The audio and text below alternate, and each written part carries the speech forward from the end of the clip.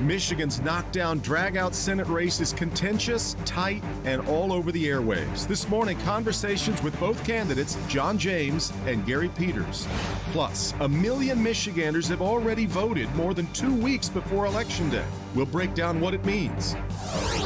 Today is Sunday, October 18th, 2020, and this is a special hour-long edition of Flashpoint. All right, we're going to start this morning with the Republican challenger for Michigan's seat in the U.S. Senate, and that's John James, back with us again on Flashpoint. John James, good to have you back with us. Thanks so much for the time. Hey, great to be back. Looking forward to a great conversation. Well, I want to start, though, with the conversation that we don't get. And I know that for media people like me, this is maybe more important and more of an interest than it is for others. I find it astonishing that here we are this close to the election, and we've got no face-to-face debates between you and Gary Peters. In fact, I wanted you both to do it here as a part of Flashpoint. He has offered debates that you haven't wanted, and you've offered debates that he hasn't wanted. Why can't we get together and have debates? So here's the fact. Senator Peters is copping out. I think it's totally disrespectful to your viewers and to the people of the state of Michigan that he's refusing to debate on the very same stations that he's spending millions lying about me on. The highest rated stations, WDIV, gets the most viewers, the most eyeballs, the most voters to make their own opinions, and Senator Peters is hiding. This is the same station that the gubernatorial candidates all debated on. It's good enough for governor for the people of the state of Michigan. It should be good enough for Senator Peters. I challenged Senator Peters to 4 debates. One on Fox, one on CNN, one in Detroit, one in Grand Rapids, and he came back with public access television. Now that's great, it's how we did it last time, but these are different times than they were 2 years ago, and people deserve to see the leaders who they're going to be voting for, and I think that hiding behind anything when all I wanted to do was allow the most number of Michiganders to see this. I appreciate the fondness. I appreciate the fondness for Channel 4, of course. But as the challenger, shouldn't you take what you can get? I mean, the public television debates probably would have been picked up statewide by a lot of other folks, perhaps us included, I would expect. I mean, shouldn't you, as the challenger, shouldn't you take what you can get? Well, see, here's the thing. This isn't about me. This is about the people of the state of Michigan. This is not about what I should get. It's about what people of the state of Michigan should get, Devin. And on WDIV, which we accepted, on WXYZ, which we accepted, on Wood, which we accepted, we're all rebuffed by Senator Peters because he's not proud of his record. He's an ineffective career politician who's benefiting on the backs of taxpayers. If he were proud of his record, why wouldn't he want everybody to know about it and see it? If he's telling the truth about me and not lying, then why wouldn't he want the most number of people to see that? He's afraid of his record. And quite frankly, he's afraid of me. If he's going to say he's going to stand up for Michigan and he won't even stand up next to me on the debate stage, you should seriously question his motivations and what he's trying to hide. I am going to ask him about the debates later on, but let's move into some issues if we could. And obviously, the health care debate has really shaped a lot about this contest between the two of you. Absolutely. And I think you have talked about and run so many ads talking about wanting to protect people who have pre-existing conditions, and yet you have supported the repeal of the Affordable Care Act, better known to many as Obamacare. And I think a lot of people have come to understand that those repeal are the same. And what, Devin? Repeal and what? Well, what? That's what I'm going to ask you. Repeal, but what will you replace it with? Republicans have had about 10 years to show us a new health care plan to replace it with. The president has promised one time and time again. It hasn't come. And I don't see a full health care plan on your website. What do you want to replace it with? So here's the thing. I'm not a politician. I'm coming into this as somebody who has real-world experience. I said, and this is the 2-year anniversary, Devin, of when I stood up on the debate stage with Senator Stabenow and told her to her face that she was lying about me. I said, Senator, you're fibbing again. I will always vote to protect people with pre-existing conditions. We must have a market-based, patient-centered approach that will do that. And Democrats have ignored that because it gets in the way of their narrative. I believe that creating a system where we make the Affordable Care Act actually affordable by allowing competition through tax, tort, and regulatory reform, expanding risk pools across state lines, allowing associations so that people can have more choice. Senator Peters is on a gold-plated, taxpayer-funded plan that we don't have access to, but he gets to benefit. It has different limitations. Deductibles are such that people are rationing their care and putting themselves at higher risk, driving insurance costs up. And I would support having a legislative requirement that protected people with pre-existing conditions. Senator Peters has been in Washington for 12 years. He was a part of a unified Congress, a Democrat Congress, and a Democrat White House. John, we have a health care law. People during that time said they need to vote for. We have a health care law right now that protects people with pre-existing conditions, and the Republican administration in charge at the moment is trying to I'm not in the Republican administration. I understand. I've always said. Are you arguing right now that you do not believe that it should be repealed? I'm not arguing. I'm saying emphatically that we must not repeal coverage and protections for our seniors and people with pre-existing conditions. But they will continue to lie about my position on it because this is something that's very personal to me. I have people in my family with pre-existing conditions. I will always protect them. I have people who I employ who have pre-existing conditions, and I'm paying 85% of their health care premiums through our business to make sure they can continue to maintain this health care even through a pandemic. Senator Peters is most concerned about staying on his exclusive ACA exempted plan. It's exempted, and he hid that from media because he knew that it wasn't setting the right example, and he knew that he was getting over on the people of the state of Michigan. I think that's wrong. I believe fair is fair, and I believe that people need to have choices, and they need to make their own choices, and not the federal government and insurance companies. In fact, the last time you were on this program, I asked you about what kind of a healthcare model there should be, and you said you saw that it should be sort of like the way that people have a house or that they have a car. That has stuck with me because that would suggest that that not everybody is entitled to the same kind of health care. Is that correct? Am I reading that right? What I meant by that, and thank you for asking for clarification, Devin, I appreciate that. What I meant from that is the concept of being able to make your own choices. You make your own choices about what you do with your car. You make your own choices about how you decorate your house or your apartment. What I'm saying is the choices about what you do with your medical decisions should be up to you and not up to the federal government or insurance companies. That concept that you should control it, where Senator Peters is saying that Medicare for all, we're probably going to have it in the future, and that's documented, that's the wrong way to go. We need to keep the parts of Obamacare that work and fix the parts that aren't. And Democrats are running on the brokenness rather than focusing on fixing the parts that are broken because health care is unaffordable for too many Americans.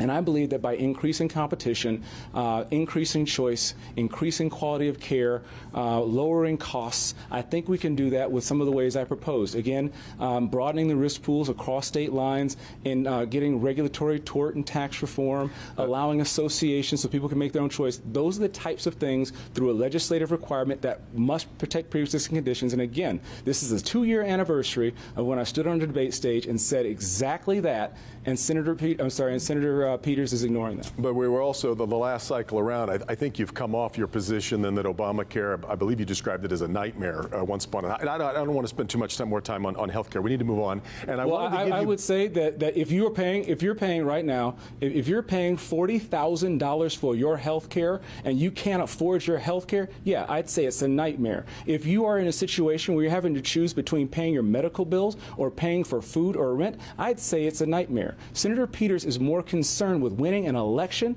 than doing the right thing by his constituents. If he were, he's been in a position to fix it for 6 years and hasn't. He's been in Washington for 12 years and hasn't. We need to have somebody who understands life in the real world and is dedicated to fixing this problem. Let's move on if we could. I want to let you both do something that I think doesn't happen enough in political races because these political ads sort of exist in many ways in a vacuum. I want to let you both respond to an ad that is being run against you by the other side.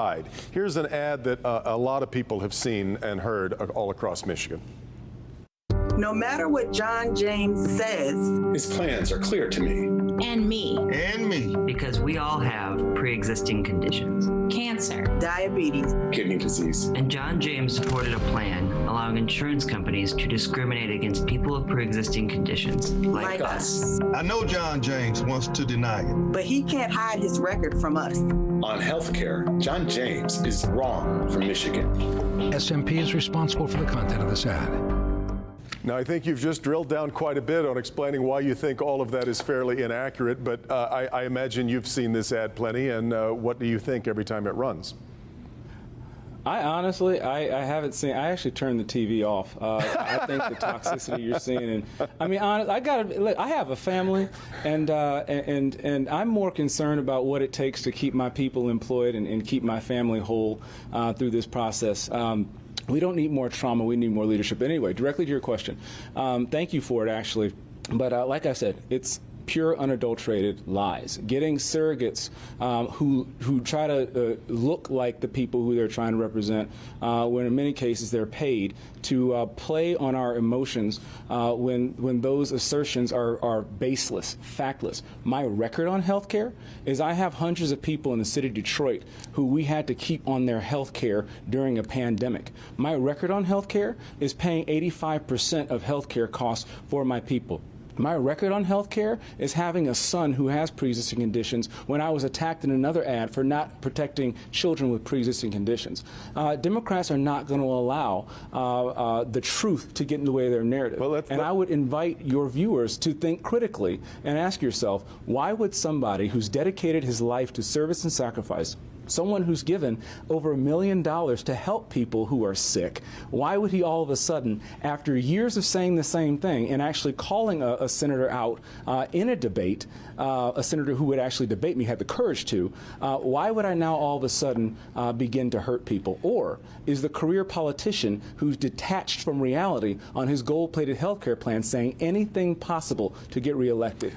I think Michiganders are smart enough to look through the BS. Let's move to the Supreme Court, which is where ultimately the Affordable Care Act could be decided. And of course, should you become a member of the U.S. Senate, you would have a lot to say about members of the Supreme Court. I'm really curious. It used to take a vote of 60 senators to pass the nomination of a Supreme Court justice. Both parties have had a role in breaking that down to where now it's a simple majority, and we end up with the kind of a fight that you've seen over Brett Kavanaugh and now over Amy Coney Barrett. I'm curious, if you were a part of the party that was in charge and in control of the Senate, would you commit to going back to the 60 vote filibuster available sort of way of nominating a Supreme Court justice, or do you think it ought to stay with this very narrow margin, which just leaves it up to the party in charge and needs no effort across the aisle? Devin, it's so refreshing for me to hear you say what so many people are thinking, that both parties have failed. This two-party system is broken, and politicians continue to say anything that's most convenient in the morning, in the moment, to help their re-election chances. Yes, both parties have failed. I would support the Constitution of the United States, and I swore an oath to the Constitution, and the Constitution is quite clear. We need to abide by the Constitution and not by political convenience. I would say that we need to go back to a nonpartisan way of looking at the Supreme Court justices, and I've said all along, my only litmus test is literacy. My only litmus test is someone who will respect the separation of powers in our federal government, and ACA shouldn't be decided at the judicial level. It should be fixed at the legislative level. But Congress, I fear, has given up on legislation. They're looking too much at investigation, and the people of the state of Michigan need people who are focused on getting things fixed back home. I would commit to putting textualists who interpret the law as written and don't try to legislate from the bench. That's my job. That's my job to represent my state, not unelected people who should be held accountable to a process where Ruth Bader Ginsburg got 96 votes. 96 votes. It's hard to imagine. Because she was highly competent. Right. Hard to imagine these toxic days. Ruth Bader Ginsburg, because she was highly qualified, extremely competent, and I believe that Senator Peters, who opposed along party lines, opposed Amy Coney Barrett, Judge Amy Coney Barrett, prior to even her nomination. I think that's part of the problem. We need to evaluate everyone on their merit, and I believe protecting and preserving the Constitution, not your political re-election chances. Should Merrick Garland have been measured on his merit rather than not allowed to come to a nomination then? Absolutely. Okay. What's good for the goose is good for the gander. I appreciate that. I'm curious with what you've described yourself as pro-life. Gary Peters has gotten an awful lot of attention over this last week for becoming the first senator to talk about his own experience with a third trimester abortion. I'm curious whether his story makes you rethink your position at all on third trimester abortions, which have become so hotly and emotionally debated in Washington and across the country. Well, I'm just going to be frank. There's some things that are above politics, and for Senator Peters to discuss that position took a lot of courage. And so my heart goes out to he and his ex-wife and his family for that heartbreaking experience. Wouldn't wish that on anybody. I believe Senator Peters and I agree on one thing with regard to abortion. We must always protect the life of the mother. But I will say another where we kind of have our differences. Neither Senator Peters nor I are women. We are never, ever going to understand what it's like to be a woman making that tough decision. But I am a Christian. I'm a sinful man, but I do my very, very best to bring glory to God, to protect life and help use my blessings to be a blessing to others so they may live it more abundantly, show Jesus' teachings through my actions, again, though I do make many mistakes. But Senator Peters and his allies are trying to make me into an extremist, when really the Democratic Party used to say abortion should be safe, legal, and rare. Now they're saying to all Americans that abortion should be taxpayer funded up to 40 weeks on demand for any reason. And I think that's moving toward the more extreme position. I believe that if politicians spent more time focused on empowering women rather than the extremes, then it would be a better world for everyone.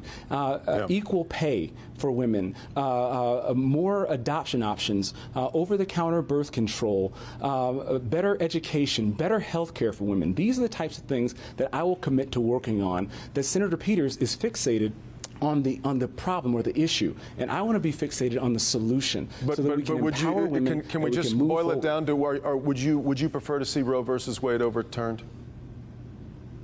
I believe that in that very tough situation, we need to make sure that I will always vote to support and protect life, and I want to spend my time and my resources focused on empowering women through health care and better choices and options than just life and death.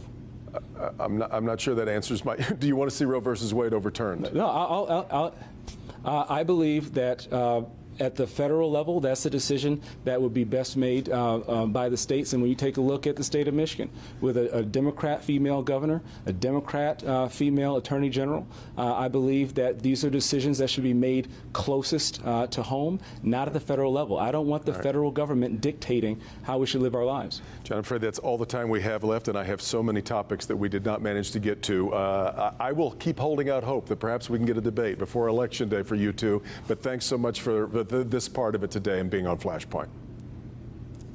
Thank you, my friend. Take care. You bet. All right, that's John James. We come back, we'll talk with the current Senator, Gary Peters. This is Flashpoint on Local 4. Experience the Demmer difference and the next level of world-class care and customer service. Only at Jack Demmer Lincoln in Dearborn. The safety of our clients and staff is of the utmost importance to us, so we're honored to provide contact-free complimentary pickup and delivery to your home or office for sales, service, or repair. Our dedicated sales experts are available to walk you through the entire sales transaction, online or by phone. At Jack Demmer Lincoln, your dealership experience may have temporarily changed, but the Demmer difference has not. Please stay safe. Your favorite mattress store just got bigger. Gardner White is grand opening in Rochester Hills. Sunday, all stores are celebrating with savings up to $1,000 on the largest selection of top name brand mattresses in Detroit. Plus 0% financing up to 72 months and free same-day delivery. Your choice at just $7.95 with a free power base. Serta Perfect Sleeper, Beauty Rest, Sealy, or iComfort. And for the first time ever, get the limited edition iComfort at $7.99. Only at Gardner White, Detroit's #1 mattress store. Sunday 11 to 8. You're all set to retire. You have your home paid off, money in the bank, and sound investments. But if you're not careful, all the things that you work so hard for can disappear. At Samasco Financial, we'll help you prevent that. We go beyond ordinary asset management. We'll safeguard everything that you have by creating a plan made specifically for you.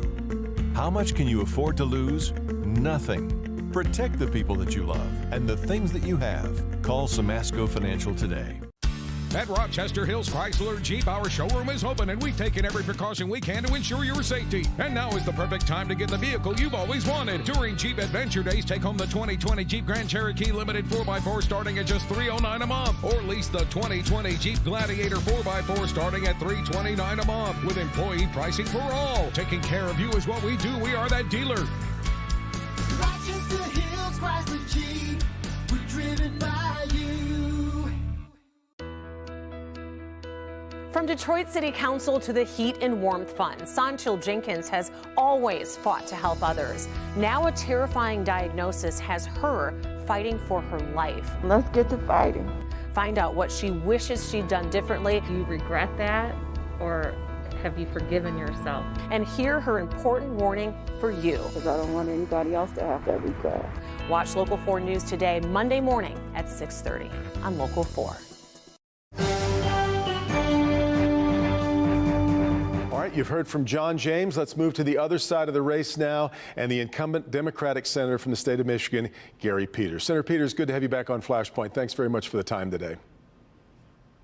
Oh, always great to be with you, Devin. I want to start the same way that I did with John James, and as obviously a kind of guy who hosts a political program, as a journalist, and occasionally moderates a debate or two, I'm still very dismayed that we've gotten here 2 weeks away from Election Day, and we weren't able to get to a face-to-face debate together from you two. And that seems a real disservice to voters to me. Well, I agree. I agreed to debates in July. Never heard from the James campaign. They want to debate debates. I'm not sure what they're up to. I basically agreed to the 2 debates that Senate candidates have done since the 1990s. Mr. James debated Debbie in Grand Rapids and in Detroit with public broadcasting. It's then broadcast all across the state. I'm excited to debate. I'd love to hear John James actually talk about issues. I don't ever hear that. So I would certainly love to have that debate. I agreed in July. We have not heard from the James campaign. They've talked about other things, but clearly are not serious. They want to debate debates. They don't actually. Yes, and I don't want to debate debates either, but I can only speak for Channel 4. John James accepted our invitation and your campaign did not, but I'll renew the invitation again if that helps at all with 2 weeks to go. Well, I've already agreed to 2 debates, the debates that were done in the last election, and basically the same venue and the same format that every Senate race since the 1990s has done. So to me, that's, I don't know what more to do except to accept that. Again, Mr. James likes to debate debates because he doesn't want to talk about issues, it's clear. Well, let's move on to what's happening in this race right now. It is breathtakingly expensive. We're up north of $70 million being spent on this race. It's easy to possibly see here over the next 2 weeks it approaching even the record that was set in the last time's around's gubernatorial race, which would be jaw-dropping. There's clearly an awful lot of interest from all over the country. But one of the things that is obviously not lost on the Republican Party is what's happening in the polls, where Joe Biden is doing better in Michigan than Michigan's incumbent Democratic senator. Why do you suppose you look vulnerable right now to Republicans?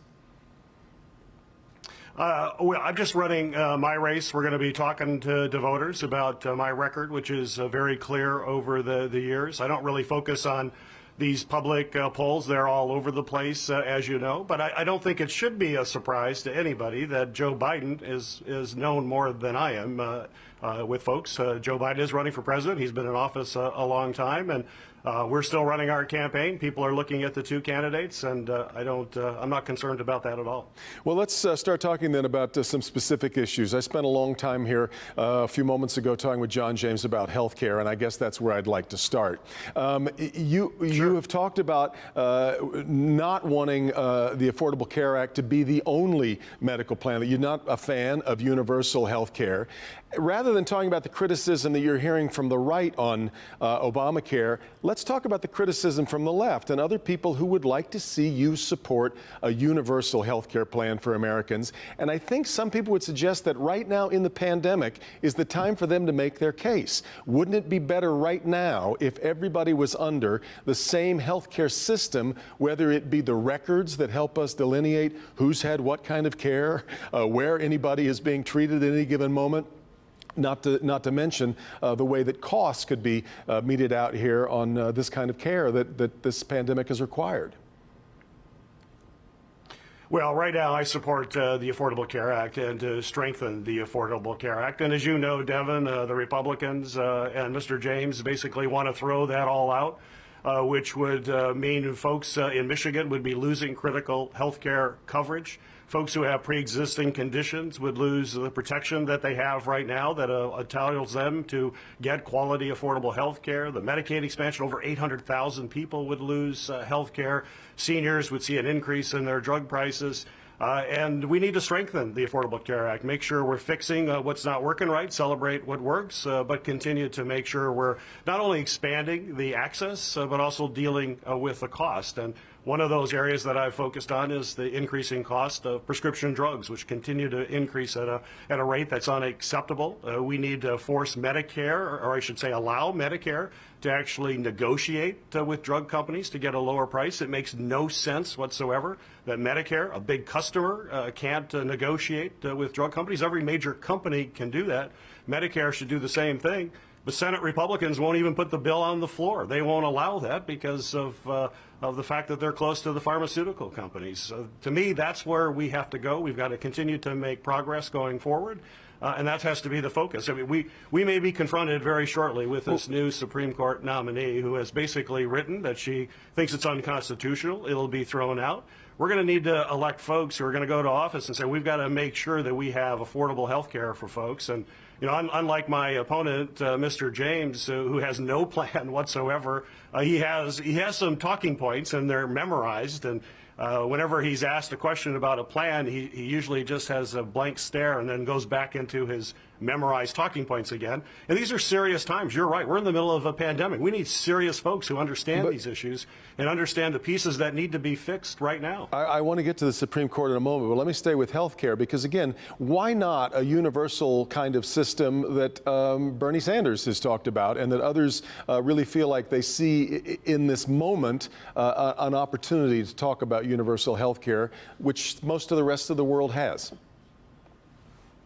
Well, I think we can continue to make sure folks have options with their health care. So that's why, if you're talking about Medicare, when it comes to the Affordable Care Act, part of the Affordable Care Act is a state exchange, which allows folks who may not have private health insurance to be able to buy into the exchange.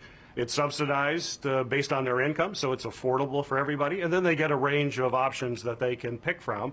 I believe and support legislation to make Medicare one of those options. If you want to buy into Medicare, you can do that through the state exchange. Also lowering the eligibility for Medicare for folks who want to buy into Medicare down to the age of 50. So I think that should be an option, and the American people will clearly have that option. They can weigh the different alternatives that are out there, and if they want to have Medicare as part of their state exchange, they can choose that. If they want to buy Medicare instead of a private plan at age 50 or up, they can do that.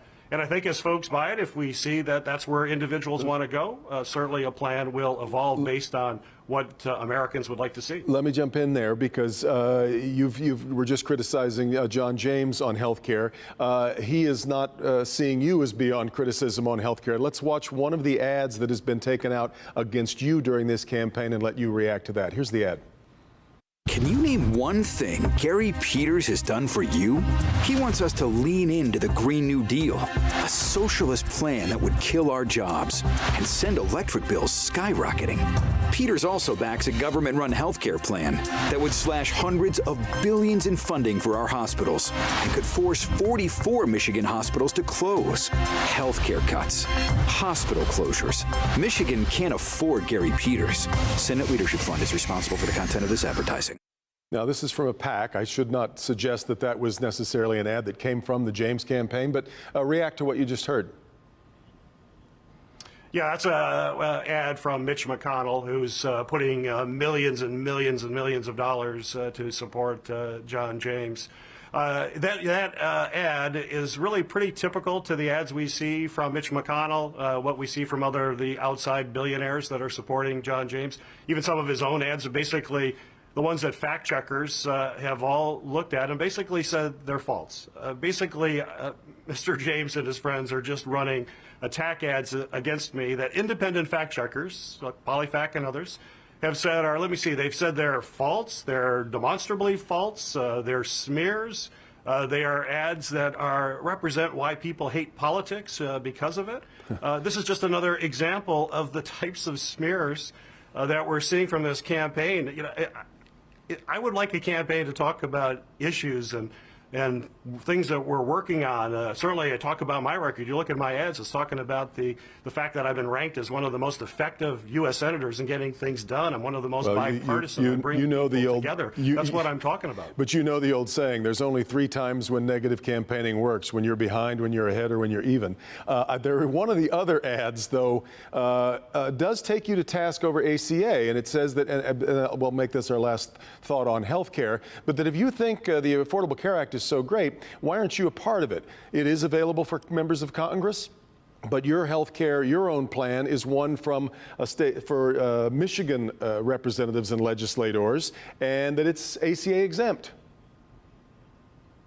Well, you know, the Affordable Care Act covers all health plans, so I'm not sure where that's coming from. There is a state exchange, which is part of the Affordable Care Act, where you can buy in the state exchange, but you have to remember the Affordable Care Act impacts private insurance plans as well. It impacts Medicare. In fact, because of the Affordable Care Act, senior citizens when in Medicare get help when they go into the donut hole. Actually reduces prescription cost to seniors. That's why if the Affordable Care Act is repealed, as the Republicans want to get rid of it, seniors on Medicare will pay more for their prescription drugs. Well, and this is the fact that now health plans have a cap right now. The idea that you would have a cap, that if your expenses go up, you're capped at what your lifetime benefits are, or your annual benefits. That means before the Affordable Care Act, Devin, this is really clear. I mean, before the Affordable Care Act, people would go into bankruptcy because their insurance wouldn't cover enough, including the private plans. Absolutely. The Affordable Care Act deals with all sorts of plans, so that's really that's an argument. This is why I wish I had the two of you together, because he talks about the out-of-control costs as well. But let me let's move to the Supreme Court. You just teed that up for us a little bit, and what's going to happen there. Before I get to some of the issues facing the Supreme Court, and maybe this is my own little personal mission, I just asked John James this. I'm wondering if the party that is in power in the Senate is ever going to vote to take away some of its own power and go back to a day when 60 votes were required to confirm a Supreme Court nominee. Because short of that, it seems to me that we're always going to end up with a very partisan process as we go forward through this nominating process, which we've just seen here. Would you be willing to commit to moving back to demanding 60 votes for a nominee to be confirmed to the U.S. Senate? I do think we have to put in place mechanisms to do that, and I'd certainly be open to taking a look at that, because we've got to get back to where, particularly when it comes to the Supreme Court, that we can put forward nominees that get 80, 90 votes. That's what used to happen in the past. What we now have is this hyper-partisanship, which is not the way that our founders envisioned the Supreme Court. It was the neutralizing body between a partisan executive and a partisan legislature. But that does not occur right now, because folks are just looking at the hyper-partisanship of a judge that's going to move their particular political view forward. And the fact that this is being pushed right now The fact that when we're not just close to an election, we're actually in an election. Already in Michigan, well over 1 million people have voted. Throughout American history, we have not confirmed a Supreme Court nominee past July of an election year because it was considered too close. With Justice Ginsburg passing roughly 40 days prior to the election day, was the second shortest time. The shortest time was in Abraham Lincoln was our president. And Abraham Lincoln said, I'm not going to jeopardize the legitimacy of the Supreme Court and jam through a nominee. It's wrong. Now, of course, Abraham Lincoln is on Mount Rushmore. He's a revered president. Our current president, of course, can't be compared in any shape or form to Abraham Lincoln. But that's what we need. We need folks who are statespeople who will understand that we've got to preserve the legitimacy of these democratic institutions, or we're going to just continue to be in these incessant fights. And, you know, that's not something I do. I'm someone who takes pride in working in a bipartisan way, bringing people together. And we've got to do more of that. Let me point out that you have said no to the idea of expanding the court while we wait for Joe Biden to give us a more definitive answer on that. But as to the decisions the Supreme Court might be coming to here soon, Roe versus Wade, to many people, seems to be in play. You got an awful lot of attention for your very personal story that you talked about a week and a half ago now about your first wife, Heidi, needing a third trimester abortion. It was heartbreaking, I think, and a lot of people understood the agony that you both went through. But since let me that, correct that. It was second trimester. Second trimester. Yes, I'm sorry. Second trimester. But I believe in what we've started to see now. Some anti-abortion activists are saying, yes, it's a heartbreaking story, but many anti-abortion activists believe that there should be exceptions for, like yours, when the life of the mother is in danger. And the truth is, while this was a story that got everybody's tugged at their heartstrings, the truth is that most abortions in America are elective rather than driven by the kind of thing that you all went through. I'm curious about, I'm sure you've heard that point being made here now since this came out. I'm curious about your response to that criticism. Well, these are stories people need to hear. This is obviously intensely personal, and since I've told that story, I've been hearing from women all across the state who have had very similar experiences. These are gut-wrenching decisions. They're decisions that should be made between a woman and her physician and family members, whoever she wants to have part of that very intimate and very personal decision. But folks have to understand this is what many families go through. This was a medical procedure that was necessary. There was no way the fetus would survive. The physician sent Heidi back to basically wait for a miscarriage over days, which is the anguish associated with that. And even that physician and the story, folks who look at the story, called back when he tried to get approval through the hospital to be able to do this. They said no, and I will never forget what he said on the answering machine. He said, "This is based on politics. It's not based on medicine. You have to find someone right now that can take care of this as quickly as possible, because you're likely to lose your uterus and you could potentially lose your life." But if Roe versus Wade, Senator, was turned aside, does that necessarily change what your wife had to go through? Well, it could. You're going to see legislation that could go forward that could severely restrict the ability to make these important decisions. Reproductive freedom will clearly be constrained. I mean, just think of my opponent. Mr. James believes that he is anti-abortion, and he believes in no exceptions. No exception for rape, no exception for incest. That's a very extreme position. To have a gentleman like Mr. James in there making the laws, women have to know that he believes that if they're raped, the government should tell that woman she's going to have to carry that baby. That's outrageous. Let me, I want to, before we run out of time, I want to quickly get your thought on the nation's approach to COVID. You're a part of the government that has reacted to all of that. I suppose you bear some responsibility for what has or hasn't happened out of Capitol Hill on that front. But you were one of many who, you've seen the clip now of you talking about believing that at one point that the coronavirus wasn't that big of a threat. Tell me a little bit now about hindsight, and where do we go from here? What should we do?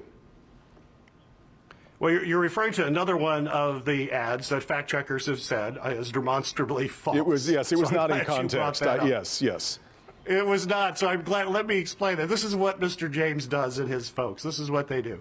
So they took a clip. This was in early February. This is the time when the president, of course, is out there saying there's no problem, it's going to go away, it's going to disappear. We just had a briefing from the administration that said at that point there were 13 cases that were identified. And so an individual going out, there were 13 cases in the entire country. There wasn't an immediate risk for folks at that point. But then I go on in the, I believe what it was, another 2 minutes, but I said we have to take this very seriously. This could develop into a worldwide pandemic. This has serious ramifications. No one should say otherwise. But that's not what the ad said. This is a prime example of why people hate these kinds of ads that Mr. James is putting out and his friends. And it is really, so any ad you pull up from him, the negative attacks, just look at all the fact checks. They're very clear. This guy is running on falsehoods. And I'm afraid I got to leave it there in my desire to make sure that the two of you got equal time today. Senator Peters, I so appreciate the time. And hopefully, I'm still holding out hope that we can get the two of you together before Election Day. Thanks so much for being here. I've already agreed to debates. I've agreed. We'll see if we can get it to happen then. Take a quick break. Back with more. This is Flashpoint on Local 4. Visit GallingBloomfield.com and lease or buy your next vehicle online. Only at Galling Chrysler Dodge Jeep Ram in Bloomfield Hills. During Ram Power Days, lease the 2020 Ram 1500 Laramie Crew Cab 4x4 for just $249 a month employee, $309 friends and family. Or lease the 2021 Ram 1500 Bighorn Crew Cab 4x4 now for just $319 a month employee, $369 friends and family. You search, you request, we deliver to your home or office. Shop GallingBloomfield.com. Galling Chrysler Dodge Jeep Ram in Bloomfield Hills. At Beaumont, we're always ready for change. So when COVID-19 changed the way our community needed us, we created change to serve them even better. Change that made safer return-to-work programs with on-site screenings possible. Change that let us pivot quickly and care for the most COVID-19 patients in all of Michigan. Because the one thing that will never change is our commitment to you.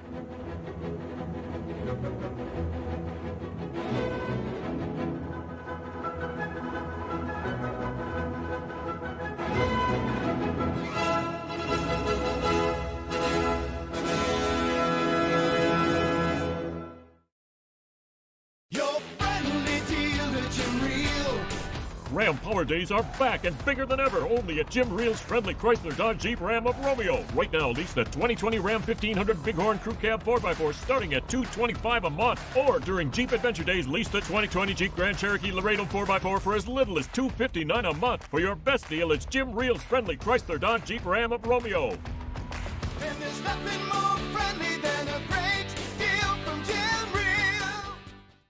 Hey, Detroit. 2020 sure has run us through the ringer. But all these battles have taught us just how much we can overcome. We hear all about the beliefs that divide us. But this election season, let's focus on what unites us. We all love our families, our friends, and all our voices deserve to be heard. So no matter who you check the box for, the most important thing is to check the box. Your vote has never been so important.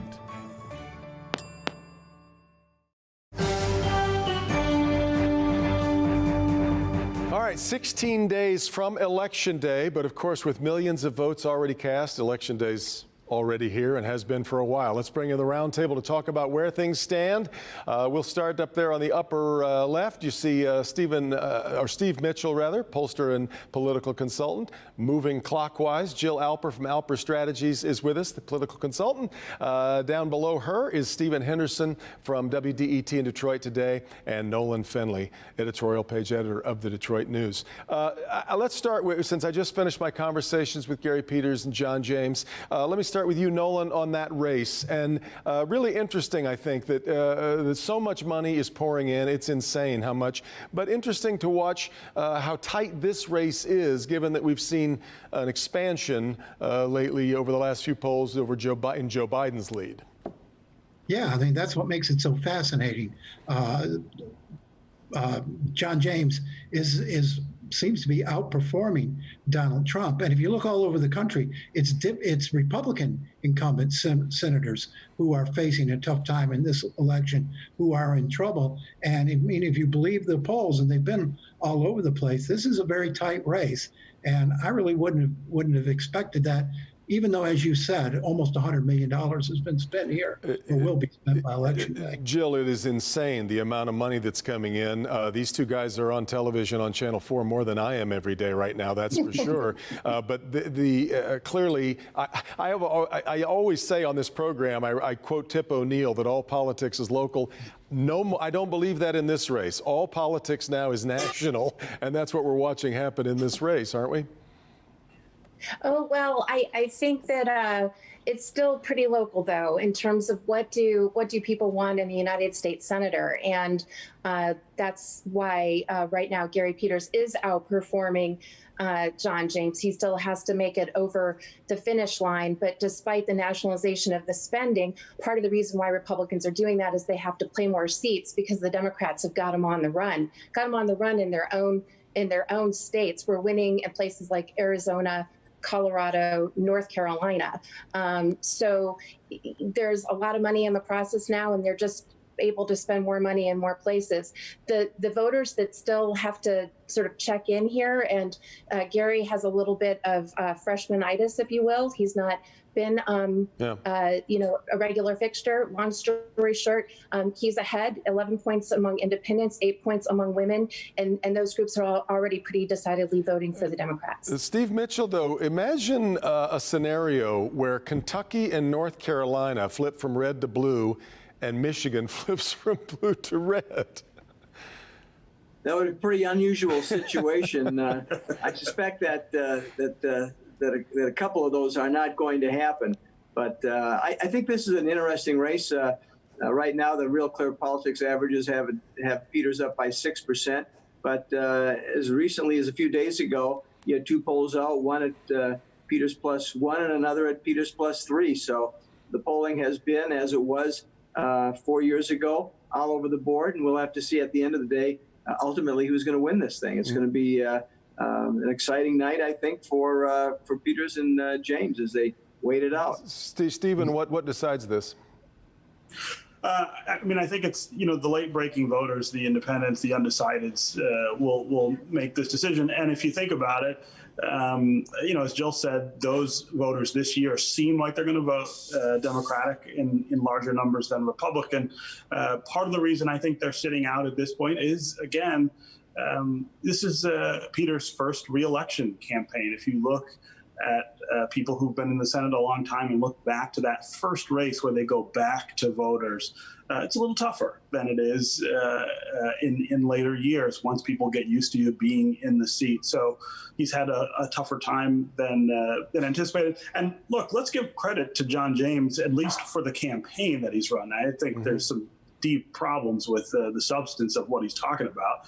And he doesn't have a lot of answers for some of the questions that he's been asking, but his ads are really good. And I think they're very effective at connecting with voters on the issues that they're thinking about. And he's running a better campaign this year than he did 2 years ago when he lost to Debbie Stabenow. So the combination of things has made it closer. I don't think John James ends up beating Gary Peters unless something really strange happens between now and Election Day, but it'll be close. Well, let's zoom back out now to the broader picture. And Jill, it's funny. On one hand, I want to say, well, gosh, there's only 2 weeks till Election Day. That's not very much time. But when I think of all of the things that have happened in just the last week alone, it all seems still very, very fluid. And I know you've been thinking a lot about the things that could happen that could really swing things one way or the other.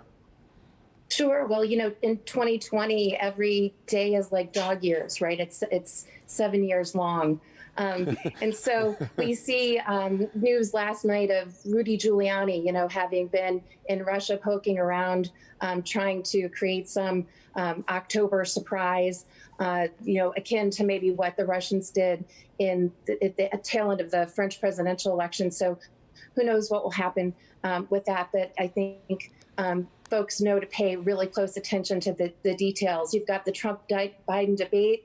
That's the last one coming up in Nashville. You've got COVID, and what will the impact of COVID be on people's mindset about voting? It's safe, keep calm and vote on. I'll say you have lots of ways to vote. The status of the relief, the COVID relief coming out of Washington, will there be a decision on that and progress on that? And then the speed of the counting, actually election night and beyond. Sure. What will happen in terms of how long does that take, and is there any chicanery? Steve Mitchell, what do you what is laying out there that you'll be watching for that could change everything, or do you think you know where we're headed? The problem Donald Trump has is that he doesn't have a lot of runway left as he's trying to land his plane. The only real opportunity he has to change things right now is the last debate, but the last debate's coming up very close to Election Day. But I was looking at some polling on Friday, and if you look at the polling, actually in Michigan, Donald Trump was doing 2% better at this time. He is doing 2% better at this time than he was doing in 2016, and nationally the same thing. If you take a look at the Real Clear Politics average 4 years ago at exactly this time, Donald Trump was further behind than he is today. So as bad as the situation looks, and I think it does not look good for Trump at this point, he came back from a bigger margin 4 years ago than right now. So there's still a lot of time left, and as Jill and Nolan and Steve so eloquently said, this is a wild election where we're living every day is a dog year, much of the year being a dog year. So it's really, at this point, potentially still up for grabs. Well, and I'm sure most of America's pollsters are hoping that they have recalibrated and learned their lesson from the way they did things 4 years ago. But Nolan, your thoughts now with where we stand?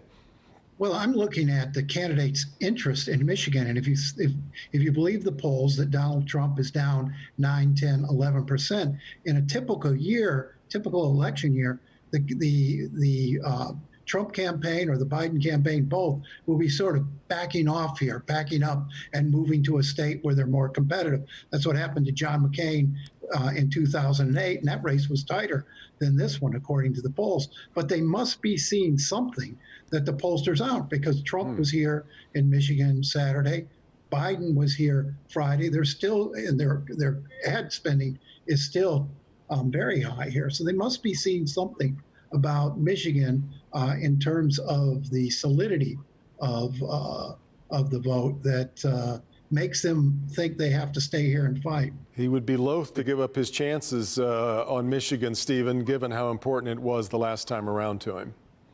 Yeah, and he's got to have this state or one of the other two that he flipped the last time in order to win, and then he's got to hold on to all the other states that he won last time. It does not look like that's going to happen. I think the story between now and Election Day is turnout, and it is whether this is going to look like 2018, as Democrats hope it will, or whether it look more like 16.